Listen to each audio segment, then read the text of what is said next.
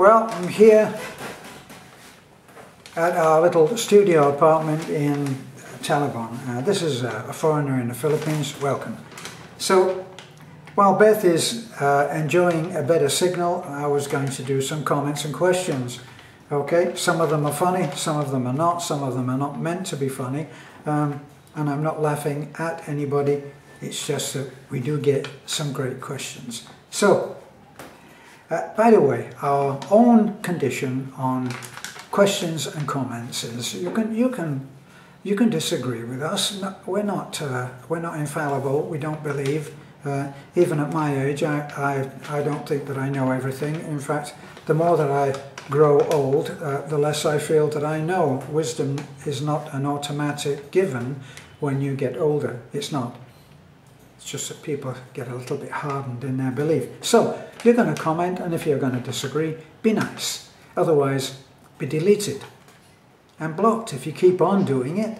Okay, so the first question, is that a fence that I can see in the picture marking the end of your property, or is it to keep out the wild snakes? Well, I don't know any tame snakes, okay, and there is no fence because we live on, I think, about 8 to 10 hectares of land, and we don't even have any neighbours that we can actually see from our house other than family, okay, which I've already been to. But that idea of, is that a fence marking the end of it, or is it for wild snakes, reminds me, I don't know why, such is my train of thought.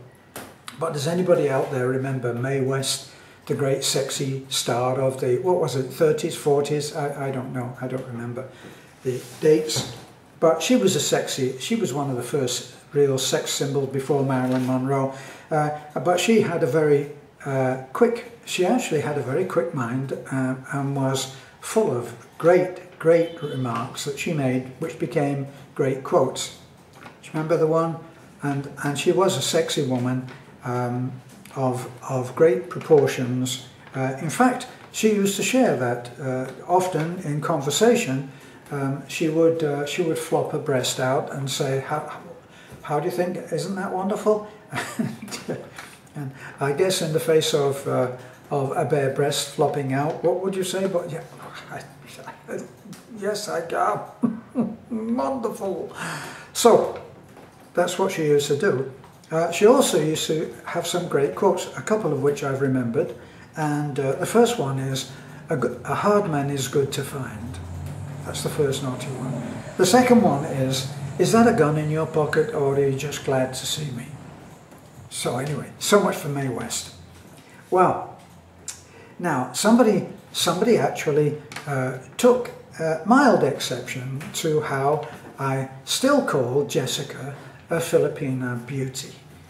Because why would you do that? She's like, even when she's sick. Well, to my mind, when somebody gets sick, they don't stop being a beauty. If they are beautiful, they're beautiful. So why not? She is still beautiful Jessica. So the other one was a question of respect for our elders. Now, what you may not know about Nanay is that Nanay is everybody's mother. The name Nanay is Filipino for mother. We all respect and love Nanay, but she has a wicked sense of humour and goes right along with it.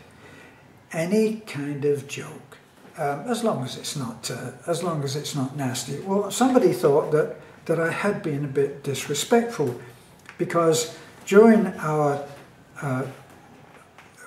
video that we made a fun video which you may have seen, where we interviewed Nanay and Maninglina for what they would want in meeting a foreigner. So this was done very much tongue-in-cheek, and we asked Nanay all of the naughty questions. Well, are you going to go off to are you going to have a toy boy,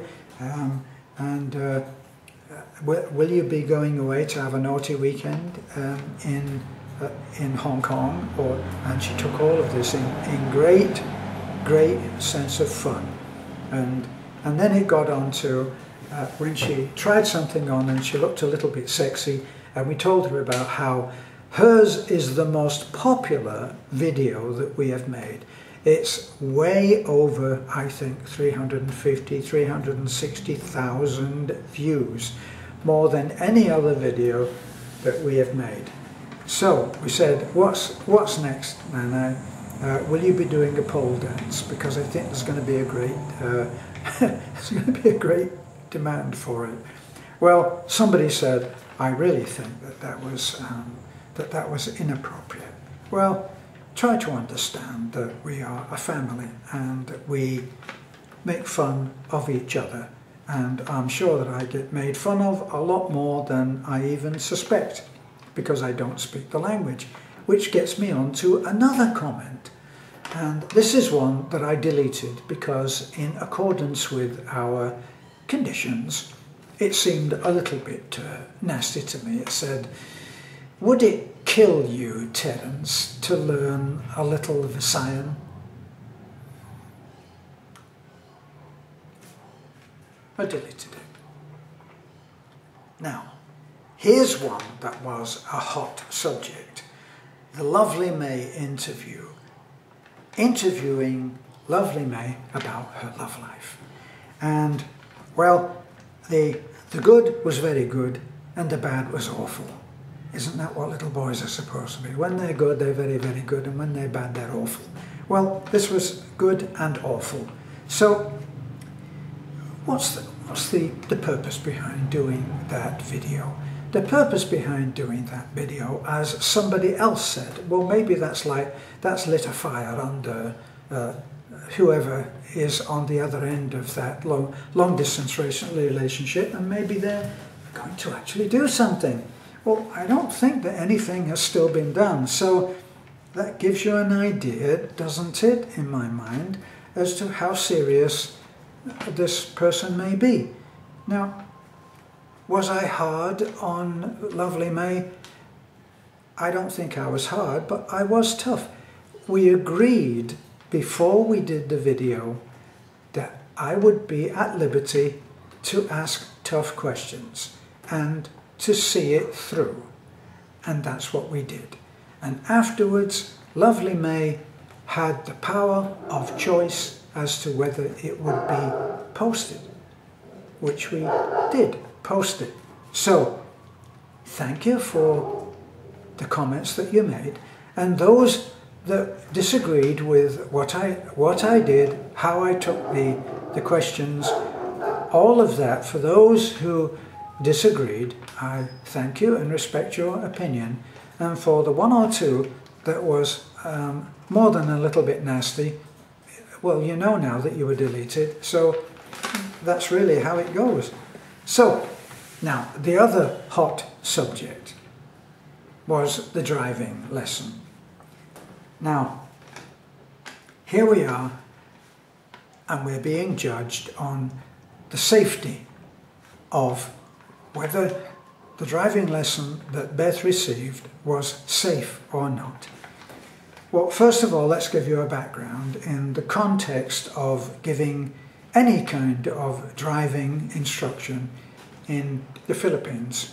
Now, somebody said it should be a certified driving instructor that gives the lesson. Oh, wouldn't chance be a fine thing that we could do that? You should be in an enclosed parking lot, a large parking lot. That would be nice too. We could drive to Tagbilaran and we could wait until maybe 2 o'clock in the morning when the ICM mall driving parking lot clears, and maybe we could do a quick lesson up there and then drive back. 7 hours to do half an hour. No, we don't have that. Now, look at it. We are in my Sunday driver's job. I ferry around 40 people in 2 trips in my tiny little red truck, and we do it in 2 trips. 40, I don't know, 40 or more men, women and children, climb into the back of my truck in 2 loads, and we drive them safely to the church and home again. Now that's one thing that we do. When we did our children's first time experience of going to McDonald's, I think it was 23 children that we took on an hour-and-a-half drive, very carefully and safely, to McDonald's in, let me see, to be gone.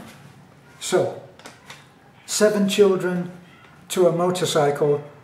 Whenever you go to church, whenever you go to school, early morning, 7 children on the back and front and side and bottom and top of a motorcycle is commonplace, and no one says anything at all. Pastor Timio, before we lost one of our families that now moved to Cebu, used to ferry 5 or 6 children on his motorcycle in one go, there and back. No worries, no criticism, nobody got upset. There are no safety belts, there are no crash helmets, there are no checks on driver's licenses or, I don't know, driving tests. I see young boys who cannot be any more than 10 or 11 riding motorcycles on the road with passengers. If I come back from Taliban at night, 50 to 60% of the bikes that I see often have no backlight. So there are no street lights along the way. We're in complete darkness and we're driving along, and all that you see is a dim glow that's at the front of the bike, but no backlight. So no red lights, no reflectors, no complaints. Now, what was the danger involved in our lesson for Beth? Low gear, low first gear, walking pace, 4x4. Walking, are you getting that? Walking pace is officially 4 miles an hour.